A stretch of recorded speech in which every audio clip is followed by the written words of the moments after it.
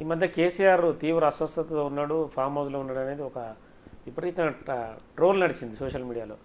మీకు గ్రూపులలో కూడా వచ్చి ఉంటుంది. మీకు ఏమైనా సమాచారం ఉందా? ఉందండి. అంటే ఆయన ఆరోగ్యపరంగా ఇబ్బందులు ఉన్నాడా, లేకుంటే జ్వరం ఏమైనా వచ్చి కొంత వయసు పరంగా ఏమైనా ఇబ్బంది ఉందా? ఆయన వయసు పరంగా ఎప్పుడు ఇబ్బంది ఫీల్ అవ్వరు. ఇప్పుడు మానసికంగా ఫీల్ అవుతున్నారు.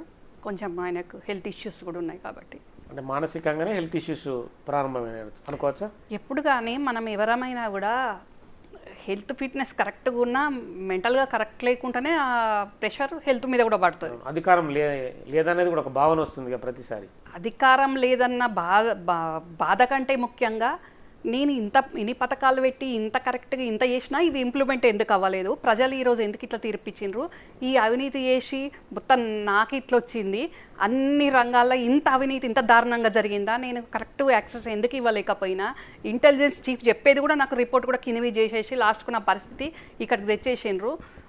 తెలంగాణ తెచ్చి ఎవరెస్ట్ శిఖరం మీద ఉన్నోని పాతాళంకు దొక్కేసే పరిస్థితి కుదురుపాక కోటరీ వేసేసింది కదా అన్న బాధలు ఉన్నారు. ఎన్ని లక్షల కోట్ల అవినీతి జరిగిందంటారు? మామూలు కేసీఆర్ ఎన్ని కోట్లు సంపాదించాడని అనుకోవచ్చు అంటే మీ మాటల్లోనే. నేను ఇప్పుడు మీకు ప్రూవ్ మీన్స్ చెప్తున్నాను. ఇప్పుడు మీరు కూడా అన్నారు కార్లలో వచ్చిన వాళ్ళు కూడా రేషన్ కార్డుకి వచ్చి తీసుకున్నారు. నా ఫ్రెండ్ చెప్తే నా దృష్టికి వచ్చిందన్న, నా దృష్టికి వచ్చింది, నేను ముఖ్యమంత్రి గారి వైఫ్ గీతా వదినమ్మకు చెప్పినా అన్న. ఎందుకంటే తను చెప్తే తెలుస్తుంది, దాని మీద వెరిఫై జరగాలి. నేను కూడా ఇక నిన్న మొన్న రాఖీ సందర్భంగా ఉత్తమన్నకి ఈ విషయం చెప్పలేదు. డెఫినెట్గా ఉత్తమన్న దృష్టికి కూడా నేను తీసుకొస్తా. డెఫినెట్గా దీని మీద వదిలిపెట్టేదే లేదు. ఎందుకంటే ప్రభుత్వాన్ని తిట్టే వాళ్లకు అర్హత లేదు తీసుకోవడానికి. ఎవరైతే ఎలిజిబుల్లో బిలో పావర్టీ వాళ్ళే తీసుకోవాలి. ఇట్లా చాలా వాటిలో వెరిఫై ప్రాజెక్టులు, మిగతా భూములు. ఈ చిన్నది ఇంత ఉందంటే పెద్ద ఎట్లుంటాయి మీరు ఊహించుకోండి. అందుకని నేను ఈ చిన్నదాని నుంచి స్టార్ట్ చేసుకుంటూ వస్తున్నాను. ఒకప్పుడు కేసీఆర్ ఆడి కారు కొంటేనే పెద్ద వార్త. తదుపరి చాలా ఇక ఆయన ఎక్కడికో వెళ్ళిపోయిన పరిస్థితి.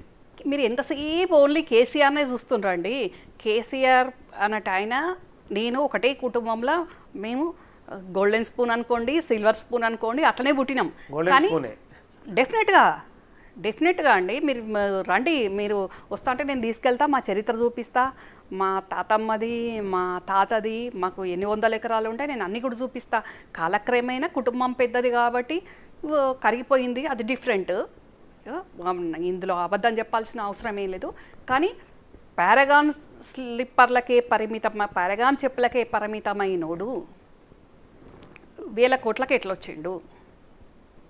అదెందుకు చూస్తలేరు?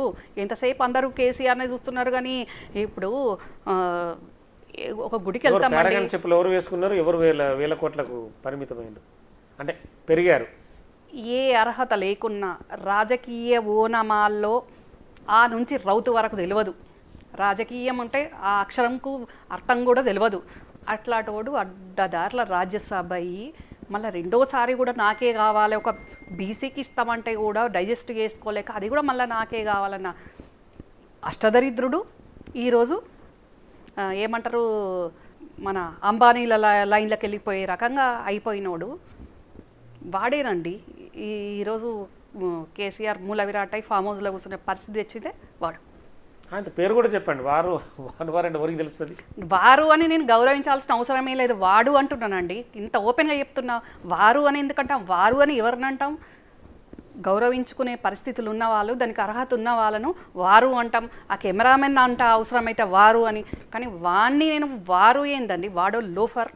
వాడు తెలంగాణ ప్రజలను ఈరోజు మా ప్రభుత్వానికి బడ్జెట్ లేకుంటే ఇబ్బంది పడుడు, తెలంగాణ ప్రజలకు ఈరోజు అష్టకష్టాల్లో ఇన్ని కోట్ల అప్పులైపోయి ఏ ముఖ్యమంత్రి వచ్చినా ఇబ్బంది పడే విధంగా చేసిన దరిద్రుడు. ఆ దరిద్రుని కోటరి ఈరోజు ఒక కల్వకుంట్ల వంశంలో పుట్టిన కవిత జైల్లో ఉండే పరిస్థితి, తెలంగాణ ఉద్యమాన్ని నడిపించి ఈరోజు మూలకం వండే పరిస్థితి, కేసీఆర్ని చేసిన పరిస్థితి, అదంతా ఆ శకునుగాడు, ఆ లోఫర్, నీచుడు, అసలు వడ్సే ఉండే ఆ సంతోష్ గాడు. అంటే జోగిన్పల్లి సంతోష్ కుమారు అంత వ్యవస్థ నడిపే స్థాయిలో ఉన్నాడంటారా?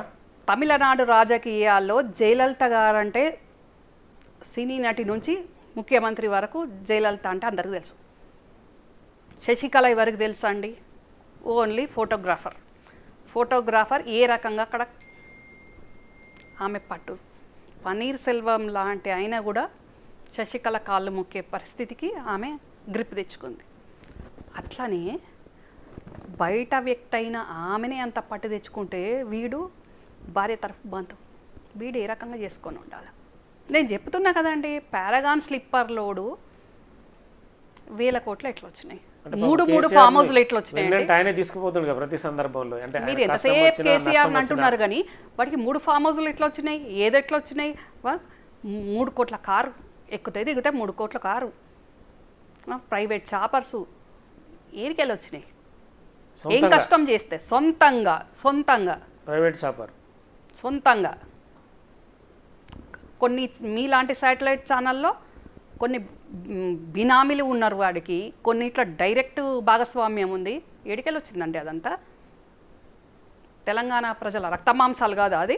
అంత మ్యాన్ప్లేట్ జరుగుతున్న క్రమంలో కేటీఆర్ కానీ హరీష్ కానీ కేసీఆర్ కానీ ఎవ్వరు చూడని సందర్భంలో ఇవన్నీ చేసుకుంటూ వెళ్ళాడా? హరీష్ ఒకటే చేసిండండి, మేనమామ ఇది చెప్తా చేయడమే హరీష్కు తెలుసు.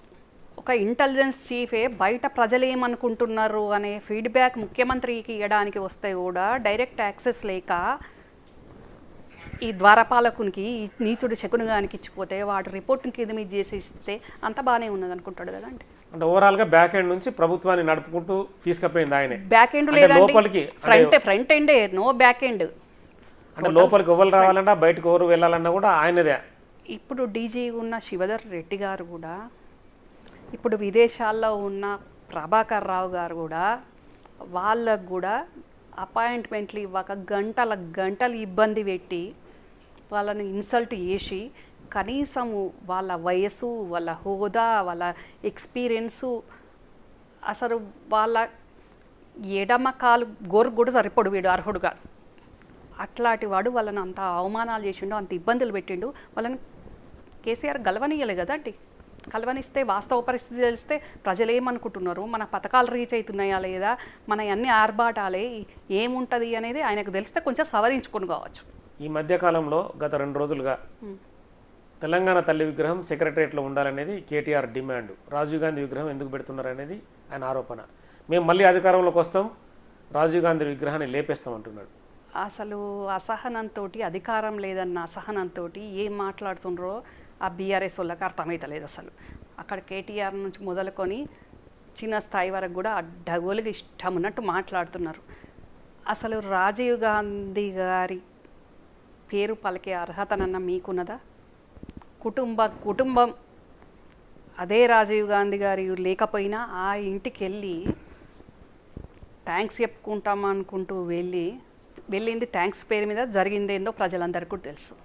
అట్లాంటి మీరు ఈరోజు రాజీవ్ గాంధీ విగ్రహాన్ని పెట్టనీయము, విమానాశ్రయం పేరు మారుస్తాము అనే అర్హత వీళ్ళకు ఉందా? డెఫినెట్గా ముఖ్యమంత్రి గారికి, మా కాంగ్రెస్ పార్టీకి, మా ప్రభుత్వానికి ఏ విగ్రహము ఎప్పుడు ఎట్లా ఏ డిజైన్ తోటి ఎట్లా పెట్టాలో చాలా బాగా తెలుసు. అది ఎవరిని అవమానించడానికి కాదు, ఎవరిని తృప్తిపరచడానికి కాదు. డెఫినెట్గా ప్రజలు ఆమోదించే విధంగా, ప్రజలు నచ్చే విధంగా, ప్రజలు మెచ్చే విధంగా డెఫినెట్గా మా ప్రభుత్వం ముందుకు సాగుతుంది. ముఖ్యమంత్రి గారు రేవంత్ రెడ్డి అన్న ఇంట్లో కూర్చొని డిజైన్ చేసుకొని తెలంగాణ తల్లి ఇట్లుండాలని సొంతంగా డిజైన్ చేసుకోలేదు, ఈ ఇంట్లో కూర్చొని రిమోట్ ఆన్ చేయట్లేదు. ప్రత్యక్షంగా ప్రభుత్వ సలహాదారులు, ఉప ముఖ్యమంత్రి బట్టి విక్రమార్కన్న అందరితోటి నిన్న స్థల పరిశీలన చేసిండ్రు. ఎక్కడ పెడితే బాగుంటుంది, ఎప్పుడు పెడితే బాగుంటుంది, ఆల్రెడీ నిన్న స్టేట్మెంట్ కూడా ఇచ్చిండ్రు. మా సోనియా గాంధీ గారి బర్త్డే సందర్భంగా December 9 నాడు డెఫినెట్గా పెడతాము అని పెట్టి చూపిస్తారు కూడా. Thank you. సో మొత్తానికైతే రమ్యారావు గారు కాంగ్రెస్ పార్టీ ఖచ్చితంగా ప్రభుత్వము అభివృద్ధి పథంలో ముందు కొనసాగుతుంది. తనకు కూడా కాంగ్రెస్ పార్టీ ఏదో రకమైన అంటే పదవి కావచ్చు, గౌరవాన్ని ఖచ్చితంగా కల్పిస్తుందని ఆశాభావం వ్యక్తం చేస్తున్నారు. ఇక బీఆర్ఎస్ పార్టీ ఆరోపణలు, వాళ్ళు గతంలో చేసిన అవినీతి పైన కూడా విచారణ జరుగుతుంది, ఎవరిని కూడా క్షమించే పరిస్థితి లేదని చెప్పి రమ్యారావు చెప్తున్నారు. Signing off, keep watching big TV.